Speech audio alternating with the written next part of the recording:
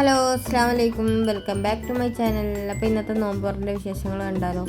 അപ്പോൾ ഇന്ന് അത്താഴത്തിന് ചോറായിരുന്നു, ചോറും ഉപ്പേരിയും അതുപോലെ തന്നെ മീൻകറിയും മീൻ പൊരിച്ചൊക്കെ ആയിരുന്നു. അങ്ങനെ അത്താഴവും കാര്യങ്ങളൊക്കെ കഴിഞ്ഞ് പിന്നെ നിസ്കാരം കഴിഞ്ഞ് പിന്നെ ഒന്ന് ഉറങ്ങി എഴുന്നേറ്റതിന് ശേഷം ഇന്ന് പിന്നെ പ്രത്യേകിച്ച് പണിയും കാര്യങ്ങളൊന്നും ഉണ്ടായിരുന്നില്ല. പിന്നെ ഇന്നൊരു നോമ്പുറ ഉണ്ടായിരുന്നു, അതുകൊണ്ട് തന്നെ വലിയ പണികളൊന്നും ഉണ്ടായിരുന്നില്ല. അതൊക്കെ ഒന്ന് അടിച്ച് വരി തുടക്കാനുണ്ടായിരുന്നുള്ളൂ വെള്ളിയാഴ്ച അതുകൊണ്ട് തന്നെ.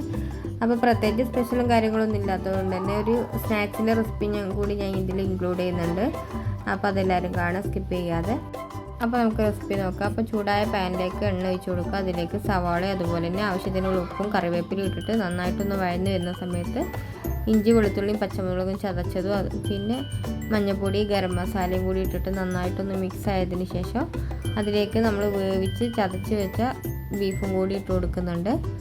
അപ്പോൾ അതൊക്കെ ഒന്ന് മിക്സ് ആക്കിയതിന് ശേഷം അതിലേക്ക് മല്ലിയിലയും കൂടി ഇട്ട് കൊടുത്തിട്ട് ഫ്ലെയിം ഓഫ് ചെയ്യുക.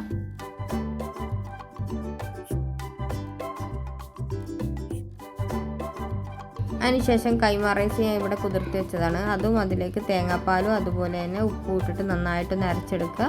അധികം ലൂസ് അധികം ടൈറ്റും ഇല്ലാതെ ഒന്ന് ബാറ്റർ റെഡിയാക്കി എടുക്കുക. പിന്നെ ഒരു ഇഡലി പാത്രത്തിലേക്ക് നമ്മുടെ നെയ്യ് തടകിയതിന് ശേഷം ഫില്ലിങ്സ് ഇട്ട് കൊടുക്കുക. അതിന് ശേഷം മാവും കൂടി ഒഴിച്ച് കൊടുത്തിട്ട് അതിൽ മുകളിൽ കുറച്ചും കൂടി ഫില്ലിങ്സ് ഇട്ട് കൊടുക്കുക. അപ്പോൾ ഇതേപോലെ എല്ലാം ചെയ്തെടുക്കുക.